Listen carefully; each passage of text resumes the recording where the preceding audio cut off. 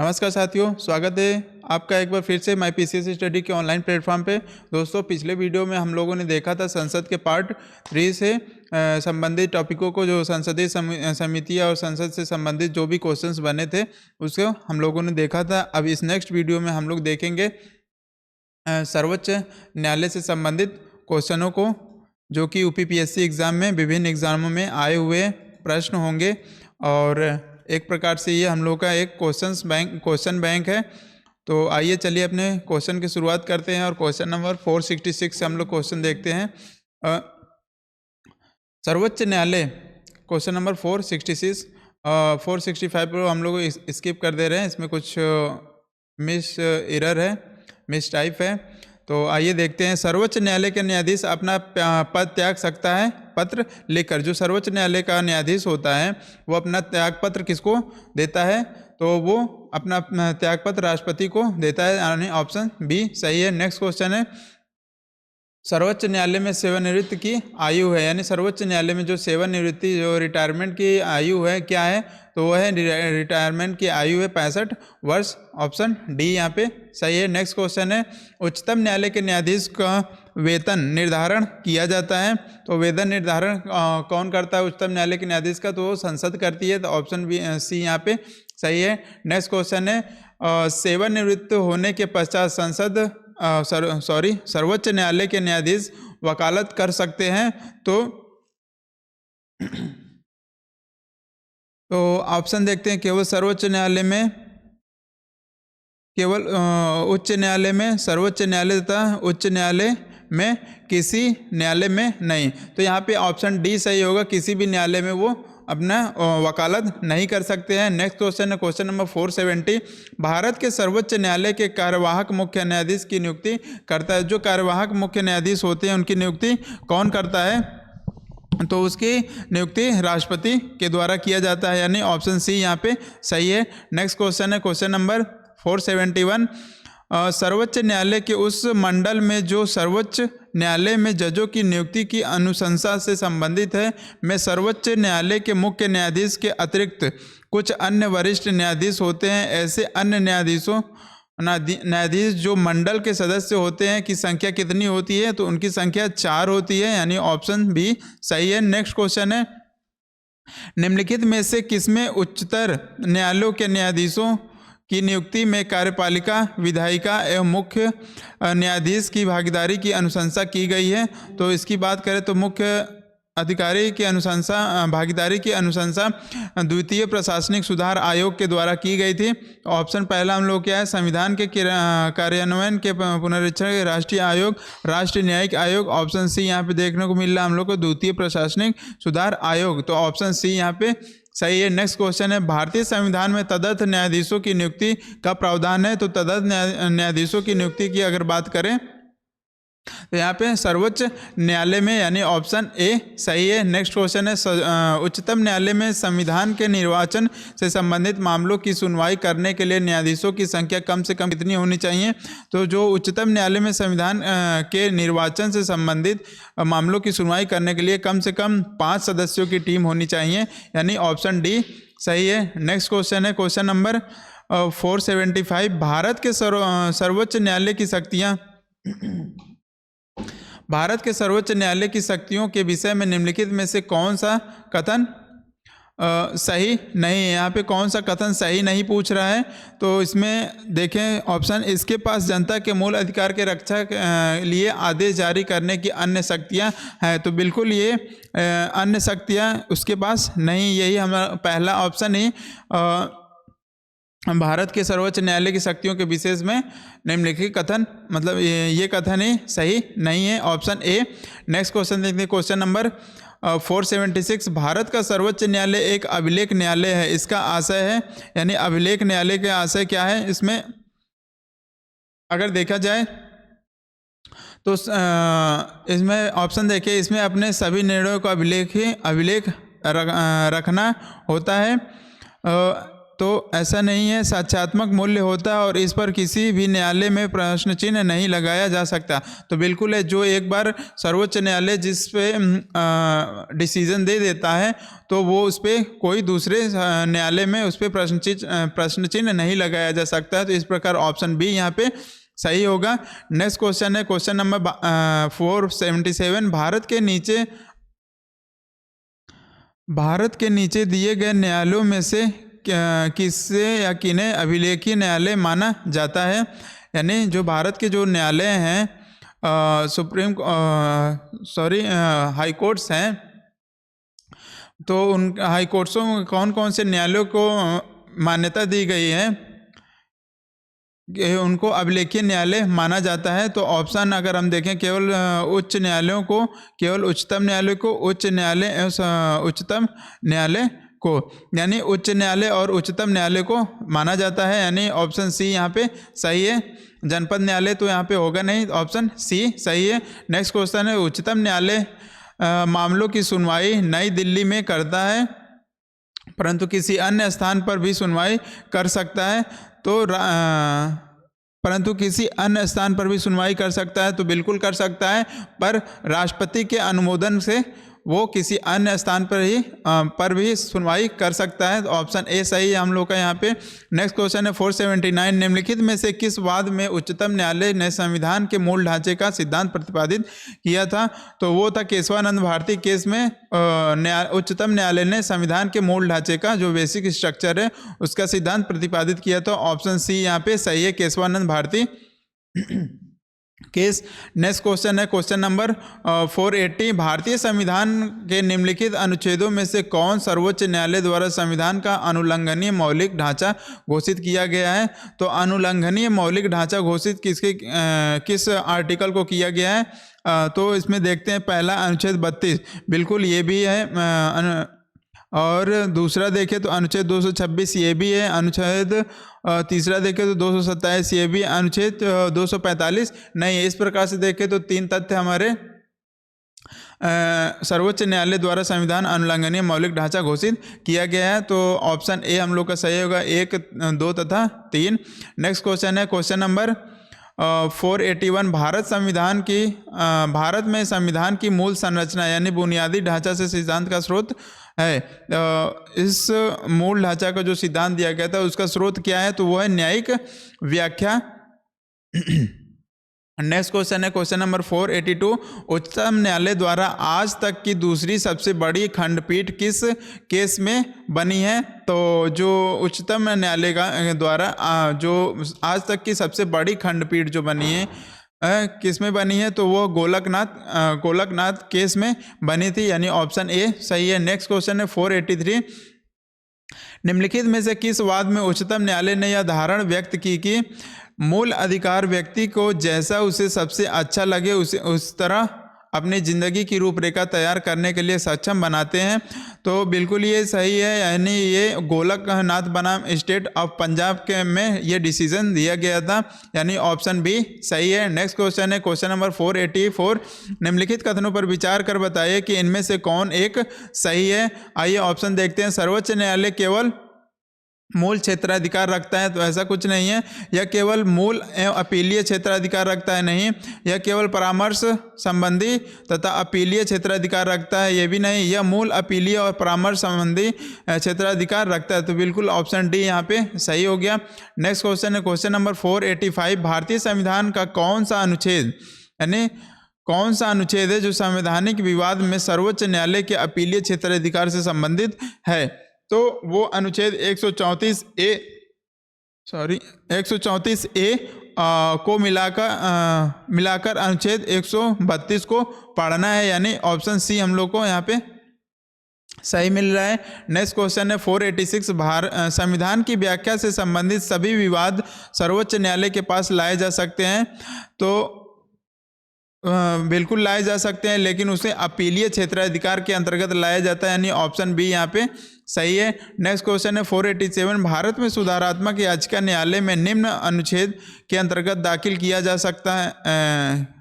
जा सकती है, यानी ऑप्शन देखें तो 142 ऑप्शन सी सही है। भारत में सुधारात्मक याचिका न्यायालय में निम्न अनुच्छेद यानी 142 अनुच्छेद के अंतर्गत दाखिल किया जा सकता है।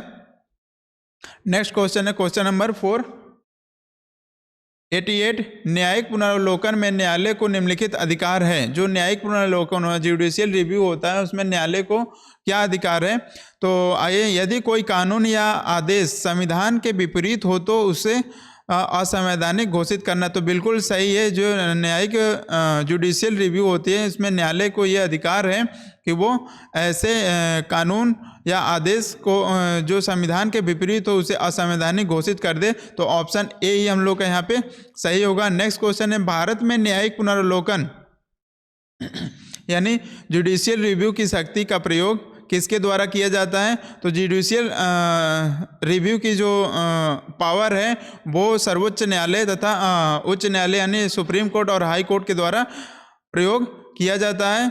ऑप्शन बी यहाँ पे सही है। नेक्स्ट क्वेश्चन है न्यायिक पुनरावलोकन प्रचलित है।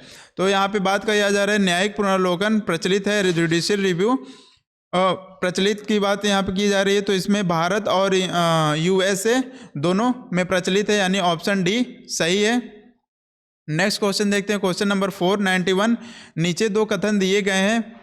एक अभिकथन ए और कारण आर दिए गए हैं। भारत में अभिकथन हम लोग देखते हैं भारत में न्यायिक पुनरीक्षण की का क्षेत्र सीमित है। तो बिल्कुल सही है। जो भारत में न्यायिक जो जुडिशियल रिव्यू है उसका क्षेत्र क्या है? सीमित है। और अगर कारण इसमें देखें तो भारतीय संविधान में कुछ उधार की वस्तुएं हैं। तो बिल्कुल कारण भी यहाँ पे सही है। भारतीय संविधान में कुछ ऐसी वस्तुएं हैं जो उधार के तौर पे हैं। तो इस प्रकार से अगर देखें तो हमारे कथन और कारण दोनों सही है, लेकिन कारण जो है कथन की व्याख्या नहीं कर पा रहा है। तो इस ऑप्शन हम लोग देखें तो बी यहाँ पे सही होगा। ए और आर दोनों सही है तथा आर ए की सही व्याख्या नहीं है। नेक्स्ट क्वेश्चन देखिए क्वेश्चन नंबर 492 भारतीय संविधान का अभिभावक तो निहित है। तो अगर भारतीय संविधान के अभिभावक निहित की बात करें तो वो किस में है? तो वो सर्वोच्च न्यायालय में है। यानी जो भारतीय संविधान की जो भी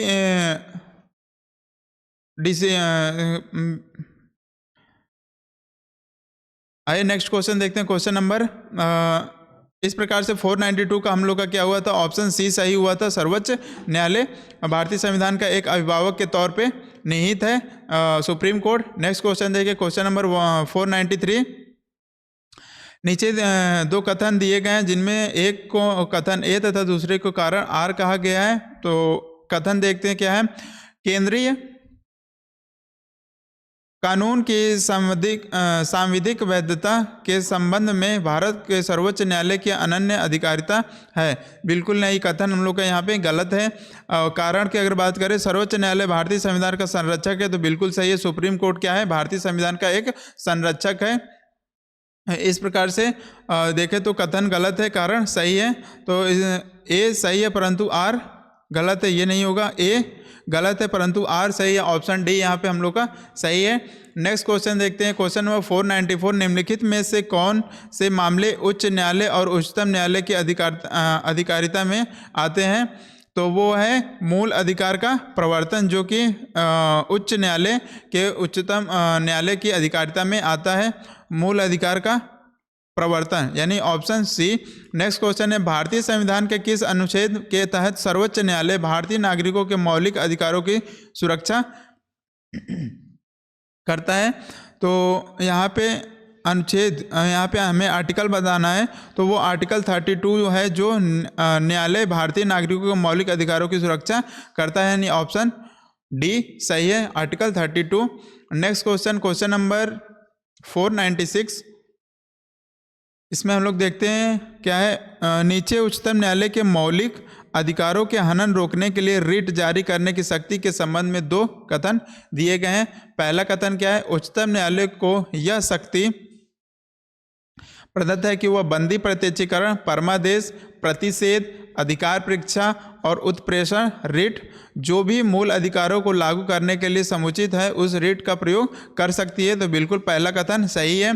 दूसरा, संसद को अधिकार है कि वह कानून बनाकर किसी अन्य न्यायालय को अपनी आधिकारिक स्थानीय सीमाओं के भीतर उच्चतम न्यायालय की दी गई इन शक्तियों का प्रयोग कर सकता है। तो यहाँ पे दूसरा भी कथन भी सही है। इस प्रकार से अगर देखें तो दोनों 1 और 2 दोनों सही है। तो ऑप्शन डी यहाँ पे सही हो जाए, 1 और 2 दोनों। नेक्स्ट क्वेश्चन देखें, क्वेश्चन नंबर 497। 497 में क्या है? संविधान के अंतर्गत उच्चतम न्यायालय से विधि के प्रश्न पर राय लेने का किसको अधिकार है? यानी कह रहा है संविधान के अंतर्गत उच्चतम न्यायालय से विधि के प्रश्न पर राय लेने का किसको अधिकार है? ऑप्शन देखते हैं, प्रधानमंत्री को, राष्ट्रपति को, किसी भी उच्च न्यायालय को या उपयुक्त सभी को। तो इसमें राष्ट्रपति को ये राय लेने का अधिकार है कि वो उच्चतम न्यायालय से किसी भी मुद्दे पर अपनी उच्चतम न्यायालय की राय ले सकता है। तो ऑप्शन बी यहाँ पे सही है। नेक्स्ट क्वेश्चन है क्वेश्चन नंबर 498। उच्चतम तथा उच्च न्यायालयों के न्यायाधीशों की नियुक्ति तथा हस्तांतरण के लिए परामर्श प्रक्रिया के संबंध में राष्ट्रपति ने उच्चतम न्यायालय को एक अभिदेशन किया। तो वो है वो किस आर्टिकल में ये कहा गया है? तो अनुच्छेद 143 के अंतर्गत यानी ऑप्शन बी सही है। नेक्स्ट क्वेश्चन है, भारत के सर्वोच्च न्यायालय का परामर्शदात्री अधिकार से प्रयुक्त होता है। यानी परामर्शदात्री अधिकार से क्या मतलब है इसका?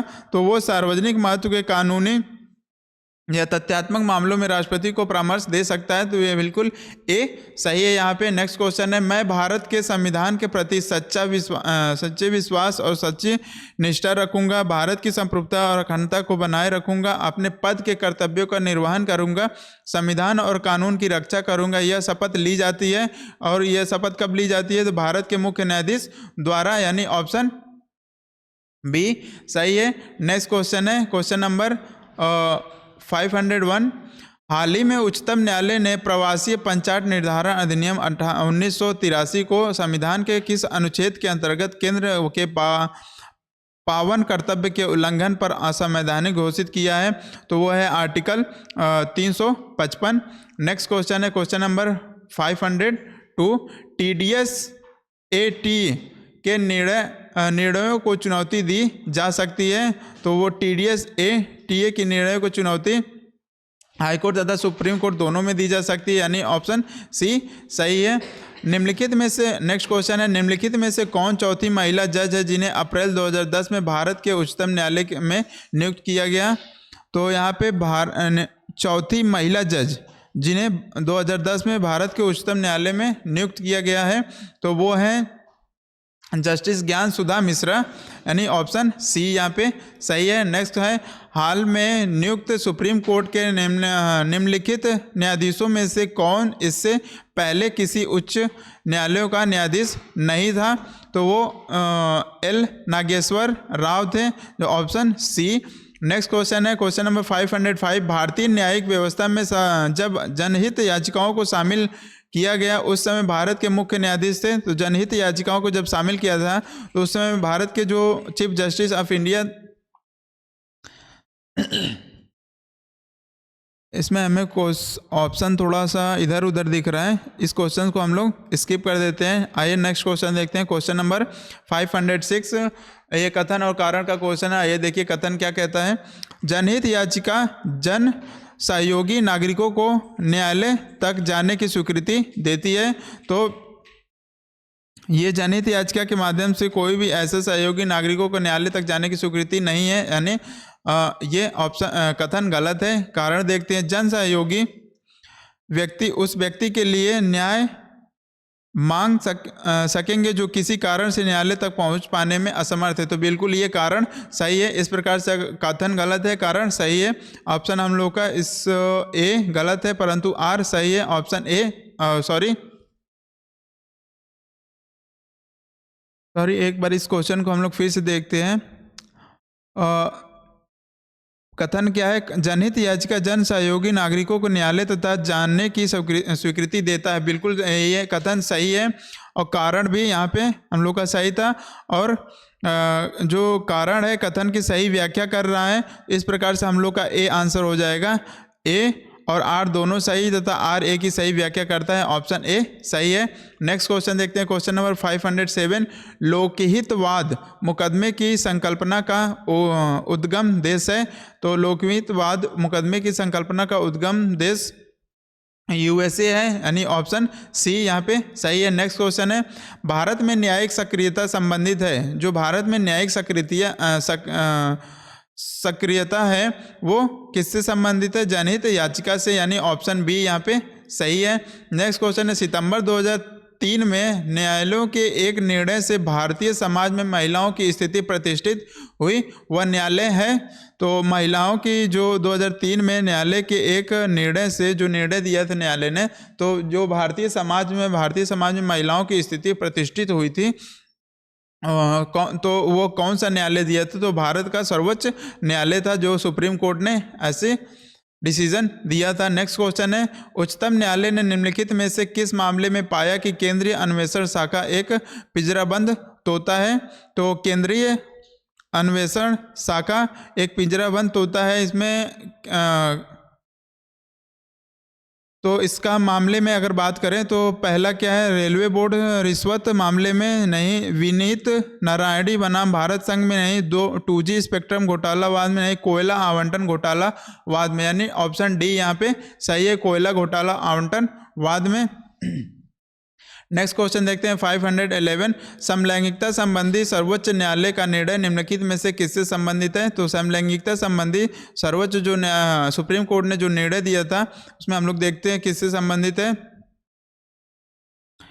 कि धारा 377 भारतीय संविधान का अनुच्छेद 377 से या भारतीय संविधान का अनुच्छेद 277 से, उपरोक्त में से कोई नहीं।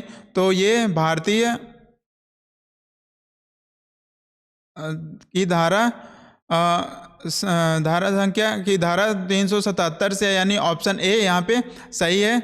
इस प्रकार से अगर हम लोग देखें तो ऑप्शन ए सही हुआ है। नेक्स्ट क्वेश्चन है 512। तो नेक्स्ट क्वेश्चन हम लोग का क्या है? 512 किस कानून के अंतर्गत यह विहित है कि भारत के उच्चतम न्यायालय की संपूर्ण कार्यवाही अंग्रेजी भाषा में होगी?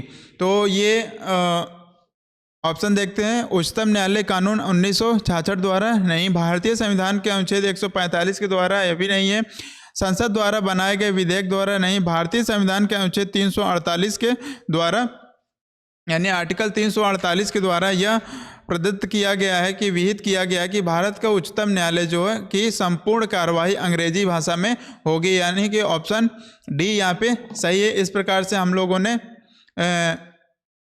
लगभग 25 से 30 क्वेश्चन हम लोगों ने उच्चतम न्यायालय पे देखा। और नेक्स्ट टॉपिक हम लोग का है राज्यपाल पे। तो आइए हम लोग राज्यपाल को के टॉपिक से क्वेश्चंस को देखते हैं। क्वेश्चन नंबर पहला क्या है राज्यपाल से संबंधित? 500 क्वेश्चन नंबर 513। संविधान के मसौदे में निर्वाचित राज्यपालों के प्रावधानों की मूल योजना को छोड़ दिया गया था, क्योंकि तथ्य कुछ दिए हुए हैं इसको। पहला, इसका तात्पर्य होता है एक दूसरा निर्वाचन, तो बिल्कुल सही है। दूसरा, निर्वाचन प्रमुख राजनीतिक मुद्दों पर लड़ा जाता है, बिल्कुल ये भी सही है। निर्वाचित राज्यपाल अपने को मुख्यमंत्री से बड़ा मानता है, यानी ये भी निर्वाचित जो राज्यपाल होता है वो अपने को मुख्यमंत्री से बड़ा मानता है, तो ऐसा नहीं है, यानी तीसरा तथ्य गलत है। राज्यपाल को संसदीय प्रणाली के अधीन ही कार्य करना होता है, तो बिल्कुल यानी चौथा यहाँ पे तथ्य सही, यानी 1, 2 और चौथा तथ्य सही है। और इस प्रकार हम लोग देखें तो ऑप्शन सी सही है। सॉरी, इस पहला हम लोग का यहाँ पे सही हुआ था, सॉरी, यहाँ पे दूसरा निर्वाचन प्रमुख राजनीतिक मुद्दे पर लड़ा जाता है, ऐसा कुछ नहीं है। ये तीसरा तथ्य सही है। निर्वाचित जो राज्यपाल होते हैं अपने को मुख्यमंत्री के से बड़ा मानते हैं। तो पहला, तीसरा और चौथा था यहाँ पे, ऑप्शन सी सही होगा, 1, 3 तथा 4। नेक्स्ट क्वेश्चन है क्वेश्चन नंबर 514, निम्नलिखित में से कौन राज्यपाल की नियुक्ति करता है? राज्यपाल की नियुक्ति कौन करता है? तो वो भारत के राष्ट्रपति करते हैं, यानी ऑप्शन डी यहाँ पे सही है। नेक्स्ट क्वेश्चन है क्वेश्चन नंबर 515, भारत के एक राज्य के राज्यपाल से संबंधित निम्न कथनों पर ध्यान दीजिए। यानी जो भारत के राज्य के जो राज्यपाल होते हैं उनसे संबंधित कुछ तथ्य दिए गए हैं, उसे हमें बताना है। तो पहला देखते हैं, उससे जन्म से भारत का नागरिक होना चाहिए। तो ऐसा कुछ नहीं है। उसकी आयु कम से कम 35 वर्ष होनी चाहिए। तो बिल्कुल सही है, उसकी आयु कम से कम 35 वर्ष होनी चाहिए। उसमें लोकसभा का सदस्य होने का योग्यता होनी चाहिए। तो ऐसा कुछ नहीं है। वह एक से अधिक राज्यों का राज्यपाल हो सकता है। बिल्कुल सही है, वो एक से अधिक राज्यों का राज्यपाल हो सकता है। यानी देखा जाए तो दूसरा और चौथा हमारे तथ्य सही है। दूसरा और चौथा हमें ऑप्शन डी में देखने को मिल रहा है। ऑप्शन डी यहाँ पे सही है। नेक्स्ट क्वेश्चन है क्वेश्चन नंबर 516, निम्नलिखित में से कौन राज्यपाल का पद की शपथ ग्रहण करवाता है? जो राज्यपाल के पद की शपथ ग्रहण कौन करवाता है? तो वो शपथ ग्रहण करवाते हैं उच्च न्यायालय के मुख्य न्यायाधीश, यानी ऑप्शन सी यहाँ पे सही होगा, उच्च न्यायालय के न्यायाधीश। नेक्स्ट क्वेश्चन है 517, किसी राज्य के गवर्नर के संबंध में निम्न कथनों पर विचार कीजिए। कथन दिया हुआ, उसे राष्ट्रपति नियुक्त करते हैं। बिल्कुल सही। राज्यपाल को किसी राज्य के गवर्नर यानी राज्यपाल को के संबंध में निम्न कथनों पर विचार कीजिए, यानी उसे राष्ट्रपति नियुक्त करते हैं। बिल्कुल सही, अभी हम लोगों ने ऊपर देखा था। दूसरा, राष्ट्रपति की इच्छा अनुसार यह पद पर रहते हैं। बिल्कुल सही है। तीसरा, इनमें राज्य की कार्यपालिका शक्ति निहित होती है। बिल्कुल, ये राज्य की कार्यपालिका इन्हीं में निहित होती है। और चौथा, सामान्यतः वह 5 वर्ष के लिए पद पर रहते हैं। तो बिल्कुल सही है, ये चारों तथ्य गवर्नर से संबंधित सत्य हैं। तो इस प्रकार हम लोग देखें तो ऑप्शन डी यहाँ पे सही हो गया, सभी चारों। नेक्स्ट क्वेश्चन है क्वेश्चन नंबर 518, किसी भारतीय राज्य के राज्यपाल से संबंधित निम्नलिखित कथनों में कौन सा कथन सत्य नहीं है? यहाँ पे कौन सा कथन सत्य नहीं है पूछा हुआ। आइए ऑप्शन देखते हैं। वह भारत के राष्ट्रपति द्वारा नियुक्त होता है। भारतीय राज्य के राज्यपाल से संबंधित निम्नलिखित कथनों में से कौन सा कथन सत्य नहीं है? यानी वह भारत के राष्ट्रपति द्वारा नियुक्त होता है। तो बिल्कुल सही, राज्यपाल भारत के द्वारा ही नियुक्त किए जाते हैं। राष्ट्रपति के द्वारा ही नियुक्त किए जाते हैं। वह एक से अधिक राज्यों का राज्यपाल हो सकता है। बिल्कुल सही है। वह 5 वर्ष तक पद पर रहता है। बिल्कुल सही है। तो इस प्रकार अगर हम लोग 3 सही होगा तो लास्ट वाला ऑप्शन क्या होगा हम लोग का? ऐसे ही गलत ही होगा। यदि संबंधित राज्य की व्यवस्थापिका उस पद से हटाए जाने का प्रस्ताव स्वीकार करता है तो वह पद के पूर्व भी पदमुक्त किया जा सकता है। तो ऐसा नहीं है, यानी ये कथन गलत, यही कथन गलत है। इस प्रकार हम लोग का 518 का ऑप्शन डी सही है। नेक्स्ट क्वेश्चन है क्वेश्चन नंबर 519, राज्यपाल किसके प्रति उत्तरदायी होता है? तो राज्यपाल राष्ट्रपति के प्रति उत्तरदायी होता है। ऑप्शन बी सही है यहाँ पे। नेक्स्ट क्वेश्चन है, जम्मू और कश्मीर राज्य के कार्यकारी अध्यक्ष का पद नाम सन 1965 में सदर ए रियासत से राज्यपाल में बदल दिया गया। तो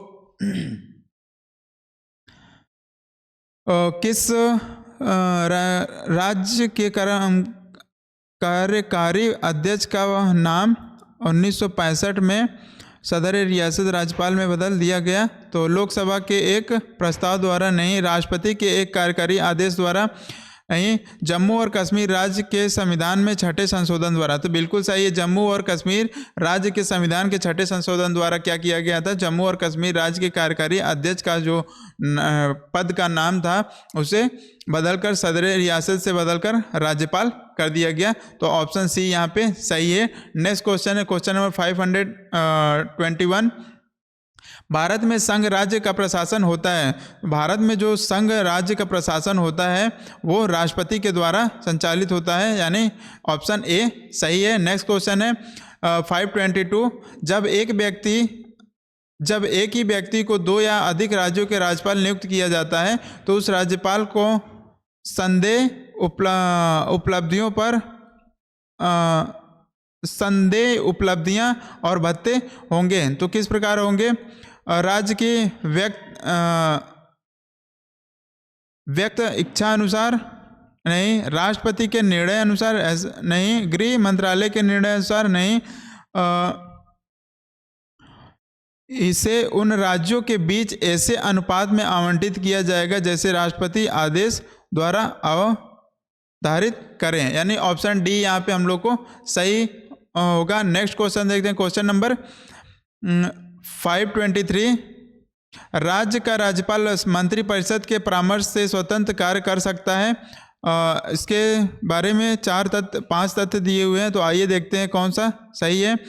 विधानसभा में सरकार को अपना बहुमत सिद्ध करने को कहने के लिए, तो बिल्कुल सही है।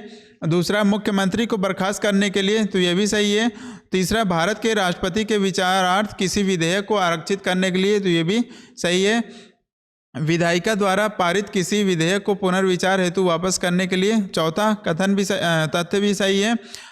उच्चतम न्यायालय का परामर्श मांगने के लिए, तो नहीं, ये उच्चतम न्यायालय का परामर्श मांगने के लिए स्वतंत्र कार्य नहीं कर सकता है। यानी 4 तथ्य हमारे यहाँ पे सही दिख रहे हैं। यानी ऑप्शन देखें तो 1, 2, 3 और 4 ऑप्शन ए में ही है। 1, 2, 3 और 4 ऑप्शन ए सही है। नेक्स्ट क्वेश्चन है क्वेश्चन नंबर 524। भारतीय संविधान के निम्न अनुच्छेदों में से किस एक के अधीन राज्यपाल राष्ट्रपति के विचार के लिए किसी विधेयक को आरक्षित रख सकता है? तो वह है आर्टिकल 200 के अनुसार वो विधेयक को आरक्षित रख सकता है। यानी ऑप्शन बी सही है यहाँ पे। नेक्स्ट क्वेश्चन है क्वेश्चन नंबर 525। भारतीय संविधान के निम्नलिखित में से कौन सा अनुच्छेद राज्यपाल को अध्यादेश जारी करने की शक्ति प्रदान करता है? तो वो उस आर्टिकल की बात करें तो वो जो 213 आर्टिकल में ये प्रावधान है कि राज्यपाल अध्यादेश जारी कर सकता है। यानी ऑप्शन सी सही है। नेक्स्ट क्वेश्चन देखें, क्वेश्चन नंबर 526। निम्नलिखित कथनों पर विचार कीजिए तथा नीचे दिए कूट से अपना उत्तर चुनिए। तो पहला क्या है? राज्यपाल को उच्च न्यायालय के न्यायाधीश की नियुक्ति का अधिकार नहीं है। तो ये बिल्कुल सही है। राज्यपाल को उच्च न्यायालय के न्यायाधीश की नियुक्ति का अधिकार नहीं है। ठीक है। वह विधानमंडल का हिस्सा नहीं है, ये सही बात है। ये वह विधानमंडल का हिस्सा नहीं होता है। उन विधान परिषद में कुछ सदस्यों को मनोनीत करने का अधिकार है, तो बिल्कुल है। उन्हें जिस राज्य के वो राज्यपाल हैं उस विधानसभा के वो कुछ सदस्यों को नियुक्त मनोनीत कर सकते हैं और उनके पास कोई न्यायिक शक्ति नहीं है, तो उनके पास न्यायिक शक्ति होती है। तो इस प्रकार अगर देखें तो ये भी गलत है। पहला और तीसरा हम लोग का तथ्य सही दिख रहा है, यानी ऑप्शन बी 1 और 3 सही है। नेक्स्ट क्वेश्चन है क्वेश्चन नंबर 527। राज्यपालों के संदर्भ में निम्न में से कौन सा कथन सत्य नहीं है? यानी राज्यपाल के बारे में कौन सा कथन सत्य नहीं हमें देखना है। वह राज्य की विधायिका का अंग होता है? नहीं, ये वो राज्य की विधायिका का अंग नहीं होते हैं। वह मृत्यु दंड को क्षमा कर सकते हैं, बिल्कुल ये सही है। वो राज्यपाल मृत्यु दंड को क्षमा कर सकते हैं। वह राज्य के उच्चतम न्यायालय के न्यायाधीशों की नियुक्ति करता है? नहीं, उसके पास आपातकालीन शक्तियाँ नहीं है, तो उसके पास आपातकालीन शक्तियाँ होती हैं। इस प्रकार हम देखें तो ऑप्शन बी सॉरी, यहाँ पे वह राज्य की विधायिक अंग होता है। यहाँ पे राज्यपालों के संदर्भ में निम्न में से कौन सा एक कथन सत्य नहीं है? सॉरी, यहाँ पे थोड़ा सा उल्टा हो गया था। यहाँ पे पहला जो है ये सत्य है, वह राज्य की विधायिका का अंग होता है, बिल्कुल सही है। वह राज्य के उच्च न्यायालय के न्यायाधीशों की नियुक्ति नहीं करता है, तो ये भी बिल्कुल सही। वो राज्य के उच्च न्यायालय की नियुक्ति नहीं करता है। उसके पास आपातकालीन शक्तियाँ नहीं होती हैं, तो राज्यपाल के पास आपातकालीन शक्तियाँ नहीं होती हैं। और अगर इसमें हम लोग सत्य नहीं की बात करें तो वह मृत्यु दंड के क्षमा कर सकता है। ये ऐसा राज्यपाल से संबंधित नहीं है। तो इस प्रकार ऑप्शन 527 का क्वेश्चन देखें तो बी ऑप्शन सही है। नेक्स्ट क्वेश्चन देखिए, क्वेश्चन नंबर 528। नीचे दो वक्तव्य दिए गए हैं, एक को कथन ए एवं दूसरे को कारण आर का नाम दिया गया है। दिए गए कोड की सहायता से सही उत्तर चुनिए। कथन ए, राष्ट्रपति और राज्यपाल पर उनके किसी भी कार्य के लिए न्यायालय में मुकदमा नहीं चलाया जा सकता है। तो ये कथन गलत है। और कारण, राष्ट्रपति पर महाभियोग चलाया जा सकता है और राज्यपालों को असंवैधानिक कृत्यों को रोकने पर पदच्युत किया जा सकता है। तो बिल्कुल ये कारण सही है। अगर इस प्रकार देखें कथन गलत है, कारण सही है, तो ऑप्शन डी हम लोग को देखने को मिल रहा है। ए गलत है परंतु आर सही है। नेक्स्ट क्वेश्चन देखें, क्वेश्चन नंबर 529। निम्नलिखित में से क्या सत्य नहीं है? आइए ऑप्शन देखते हैं। राष्ट्रपति या राज्यपाल को शासकीय कार्यों के लिए विधिक कार्रवाई से उन्मुक्त